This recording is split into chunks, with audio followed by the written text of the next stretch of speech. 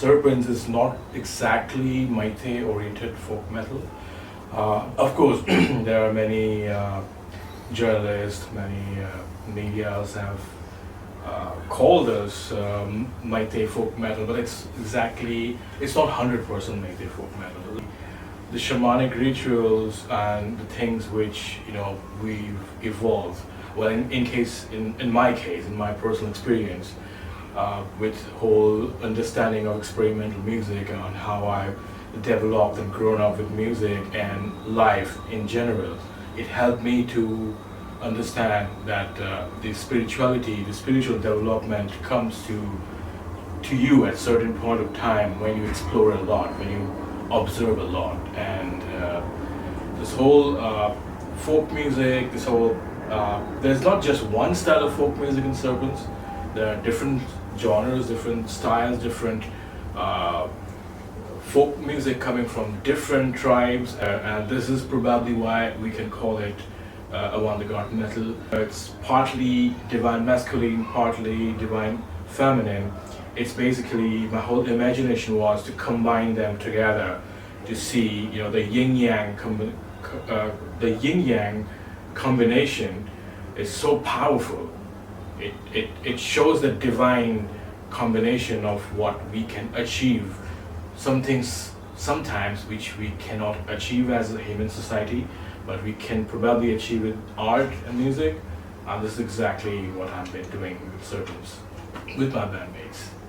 Combining the whole microtonal nature of folk music with Western tuning of modern metal, progressive metal, avant-garde metal, you call it whatever you want. The best part is it kind of gives you an ancient future, I would say. The word ancient future, why did I bring this word? Because somewhere I believe we're moving towards a space where we are bringing the ancient roots back to ourselves. Here in Serpents, what I'm trying to express myself is my understanding and observation of the world, and the right word I would say detachment. I mean, you can love a lot, but you can love with detachment, and this is where I think the whole basic concept when I write the songs, and it keeps inspiring me to find creative new ideas. What?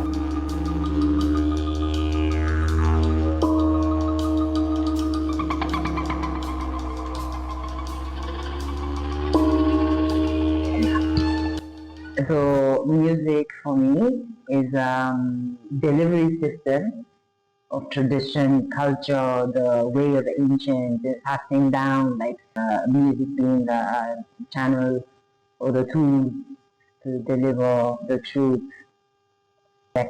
So other than being the vocalist, I am a Qigong and Tai Chi teacher for 20 years more. Oh, yes.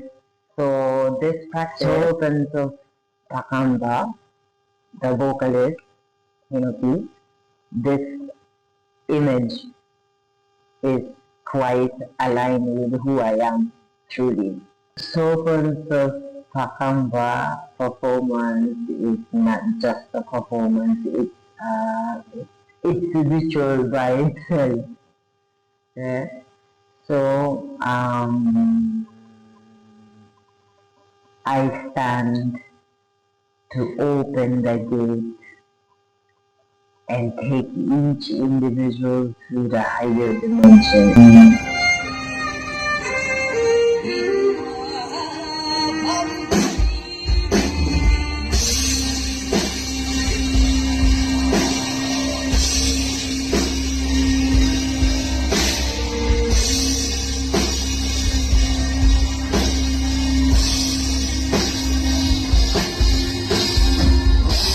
Music is based on shamanic culture from across the world, and specifically it started off with the Manipuri shamanic culture spreading to Japan, and now there is every kind of inspiration that comes to us from whichever end we channel to write music about that.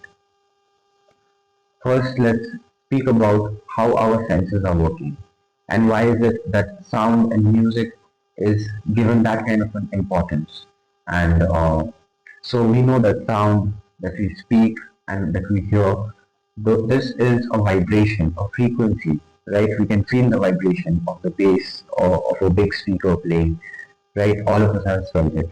So what is this vibration? This vibration is a movement of the particle. Depending on how fast or slow it is, it's making us vibrate according to that. Like we feel the bass frequency or the high frequency.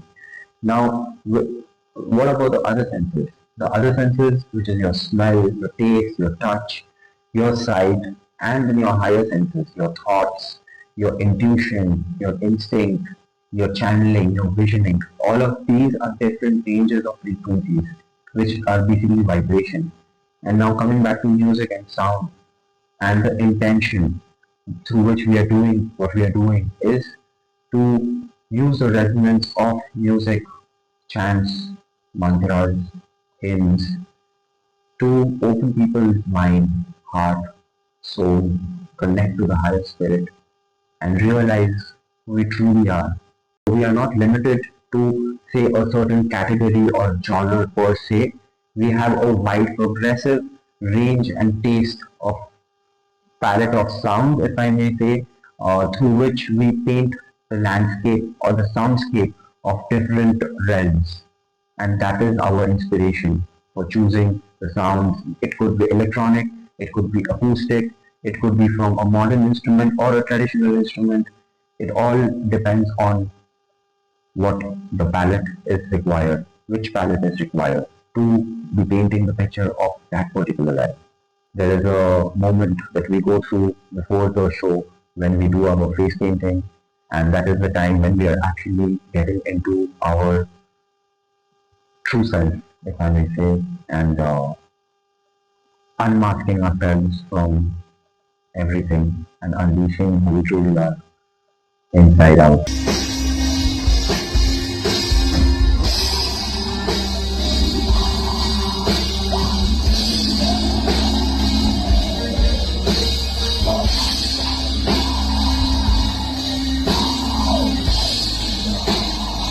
There definitely are.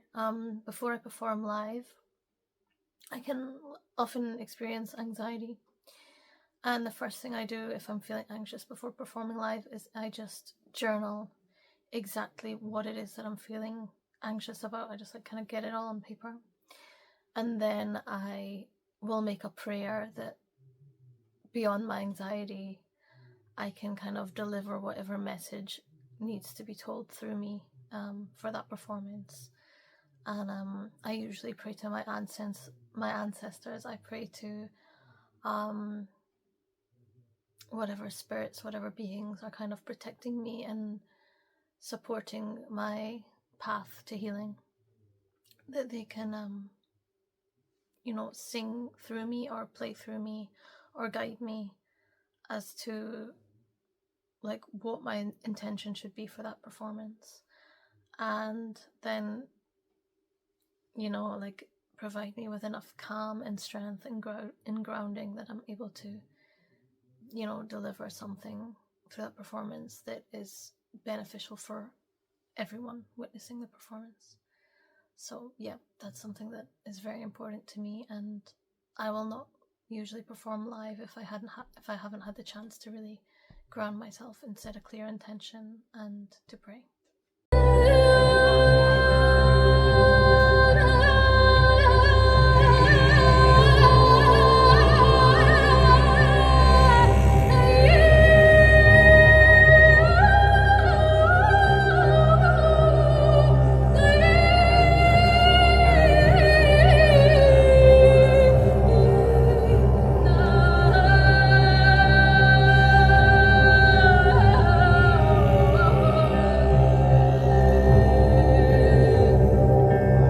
Life for I think a majority of my life now. As far as I remember, I was attracted to music. I wasn't a musician for the longest time. As a kid, I wasn't. I started quite late. But all I can say is that it's a very integral part of my life. It's it's essential for my well-being that I keep playing music.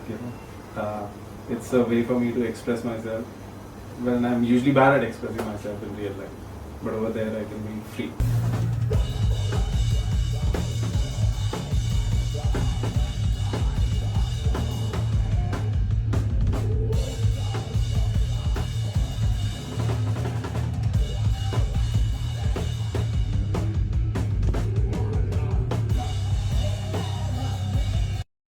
I think the creative process is actually very messy.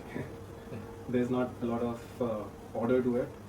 It's just about people in a room together, just trying to create something, just having like a bulb of an idea, and then just trying to explore it. And there's not. I don't think there's any rocket science to it. You just have to grind it out. You just have to be open to feedback. You have to be open to the other person's idea.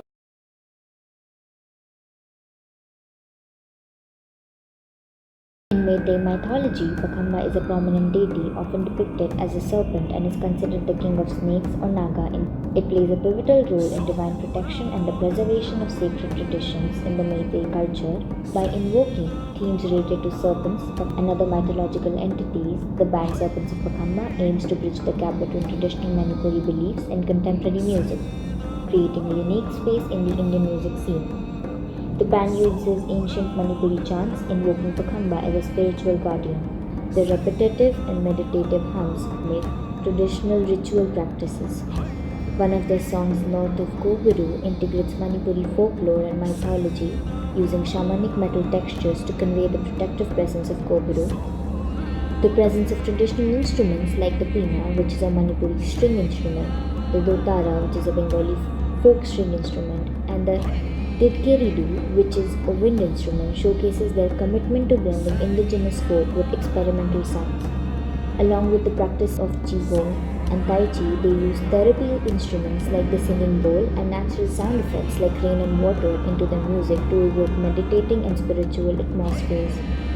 Unlike mainstream artists, they preserve the raw, sometimes uncomfortable dissonance found in traditional folk music. This non-pleasing aesthetic aligns with their focus on authenticity and storytelling rather than commercial trends. When asked how he would want people to perceive their music, one of the band members, Varun, says that he has never given it much thought and only makes music as a way to express his thoughts and emotions.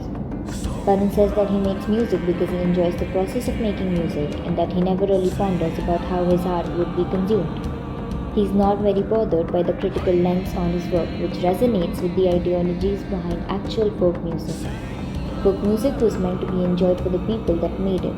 It wasn't meant for commercial consumption or critique to begin with. It was a process and ritual of catharsis for the people engaging in it. Serpents of Pakhangba's music seems to be something of such sorts to them as well.